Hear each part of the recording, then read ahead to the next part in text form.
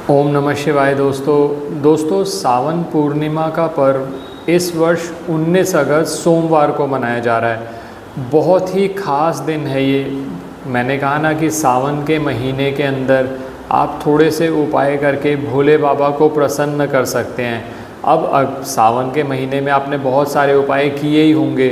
अब ये आखिरी दिन है इस महीने का, तो आप इसमें जो भी उपाय मैं आज आपके साथ शेयर कर रहा हूँ छोटे छोटे उपाय ही हैं।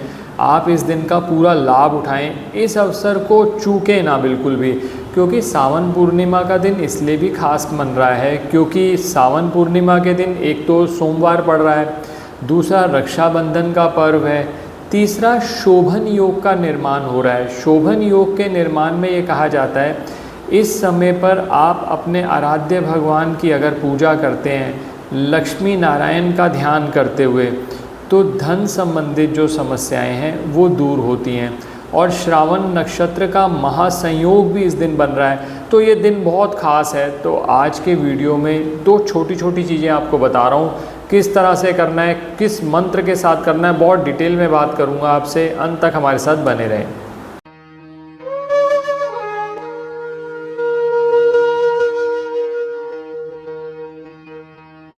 अब सबसे पहला जो कार्य हमने करना है सावन पूर्णिमा के दिन, क्योंकि उस दिन सोमवार है, पूर्णिमा का दिन है, खास दिन माना जाता है भगवान शिव की पूजा करने के लिए भी। आपने क्या करना है, पहले किसी भी अपने घर के आसपास किसी भी मंदिर में चले जाइए जहाँ शिवलिंग हो, वहाँ पर जाकर शिवलिंग पर जल चढ़ाइए। साथ में दो चीज़ें आपने लेके जानी है। एक तो पंचामृत एक कटोरी में बना के ले जाइए। पंचामृत में 5 चीज़ें होती हैं। 5 हम क्यों, 5 का नंबर बहुत ज़्यादा महत्वपूर्ण है पूर्णिमा के दिन, क्योंकि भगवान शिव पंचमुखी माने जाते हैं। तो आप क्या करेंगे, 5 वस्तुएं लेके जा रहे हैं पंचामृत में, जिसमें आपका आ जाएगा दूध, दही, घी, शक्कर, गंगा जल। ये 5 वस्तुएं का मिश्रण बनाकर आप एक कटोरी में ले जाइए। एक तो ये कार्य करिए। दूसरा, आप एक बेलपत्र लेके जाएंगे और शहद किसी छोटी शीशी में ले जाइए, बड़े में ले जाइए, जैसे मर्जी ले जाइए। अब करना क्या है, सबसे पहले आपने शिवलिंग पर जल चढ़ा दिया।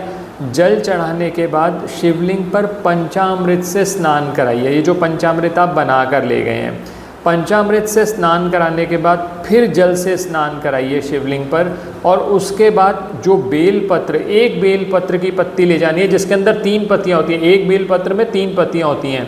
इन तीनों पत्तियों पर आप थोड़ा सा शहद लगा दीजिए और ये पत्ती आप शिवलिंग पर रख दीजिए। और एक छोटा सा मंत्र आपने बोलना है, ओम तत्पुरुषाय विद्महे महादेवाय धीमहि तन्नो रुद्र प्रचोदयात्। ओम तत्पुरुषाय विद्महे महादेवाय धीमहि तन्नो रुद्र प्रचोदयात्। ये मंत्र मैंने अपने नए म्यूज़िक चैनल पर भी दे दिया है, आप वहाँ पर लिंक डिस्क्रिप्शन में आ जाएगी, हमारी टीम डाल देगी।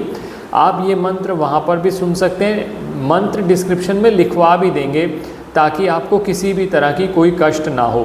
तो आप इस मंत्र का कम से कम 9 बार जाप करिए।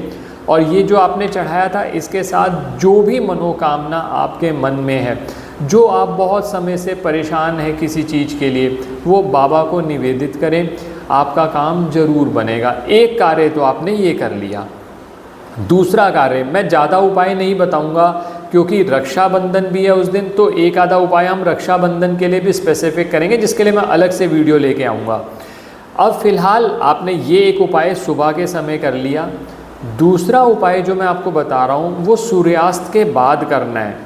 आपने क्या करना है, 5 जगह पर दीपक लगाने हैं। ये 5 दीपक सबसे प्रेफरेबल है कि आप आटे का दीपक, गेहूं के आटे का दीपक बना लें और ये 5 जगह पर लगाने हैं। मैं 5 जगह भी आपको बताने जा रहा हूँ। सपोज़ किसी केस के अंदर आप आटे का दीपक नहीं लगा पाते, तो उस केस के अंदर आप मिट्टी के दीपक का भी प्रयोग कर सकते हैं। इसके अंदर गाय के घी का प्रयोग करना है 5 दीपक के अंदर। अब ये 5 दीपक कहाँ कहाँ लगेंगे, पहले ये समझ लीजिए। सबसे पहला दीपक जो आप लगाएंगे वो अपने घर के मंदिर में लगाएंगे।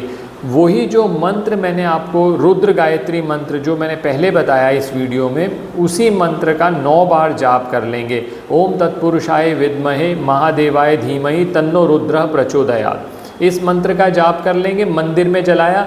साथ में लक्ष्मी नारायण का ध्यान जरूर करिए। पहला दीपक आपने जलाया अपने घर के मंदिर में, दूसरा दीपक आप जलाएंगे अपने घर की रसोई में, और रसोई में अगर आपने पितरों के लिए मटका रखा हुआ है तो उस मटके के सामने रखिए।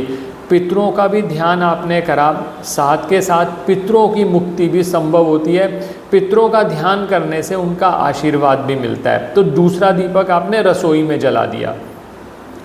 तीसरा दीपक आपने लगाना है बेल पत्र के वृक्ष के नीचे।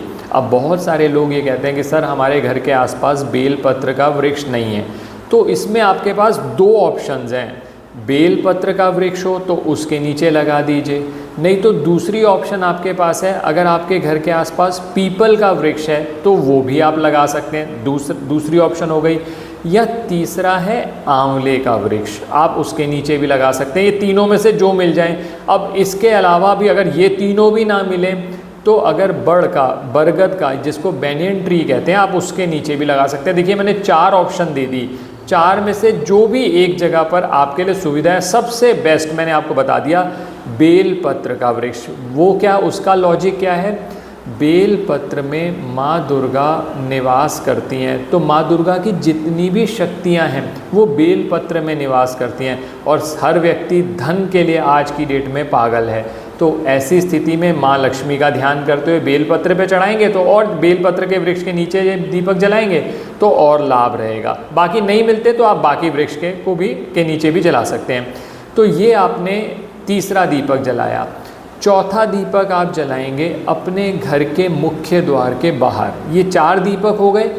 और 5वां दीपक आप जलाएंगे तो माँ तुलसी के, अगर आपने अपने घर में तुलसी जी को लगा रखा है तो माँ तुलसी के आगे दीपक जलाइए, लक्ष्मी नारायण का ध्यान करिए। तो ये आपका काम हो गया। मान लीजिए आपने घर में तुलसी जी नहीं लगा रखे तो मंदिर में अगर तुलसी जी लगे हुए हैं तो वहाँ पर भी आप ये दीपक जला सकते हैं।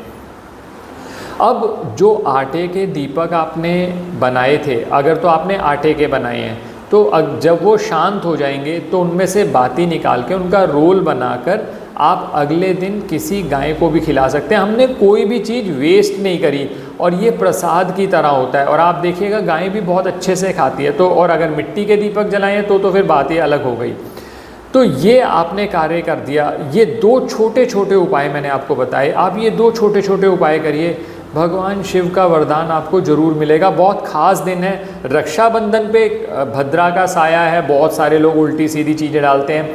मैं उस पर भी बात करूंगा अलग से वीडियो में, रक्षाबंधन पे क्या उपाय किए जा सकते हैं, क्या सही समय रहेगा जिस पे रक्षाबंधन मनाया जाए। तो आप हमारे चैनल को अगर अब तक सब्सक्राइब नहीं किया तो अब तो सब्सक्राइब करके रखिए ही, ताकि जो भी नया वीडियो आए सबसे पहले आपको नोटिफिकेशन मिल जाए, आप वीडियो देख लें। आशा करता हूँ दोस्तों वीडियो पसंद आया होगा। अगर वीडियो पसंद आए तो लाइक करें, बाकी लोगों के साथ भी शेयर करें, और कमेंट्स में हर हर महादेव, महादेव के दरबार में आए हैं आप, तो महादेव का नाम जितना आप लेंगे आपको उनका आशीर्वाद ज़रूर मिलेगा। हर हर महादेव। आपको सावन पूर्णिमा की बहुत बहुत शुभकामनाएं। धन्यवाद दोस्तों।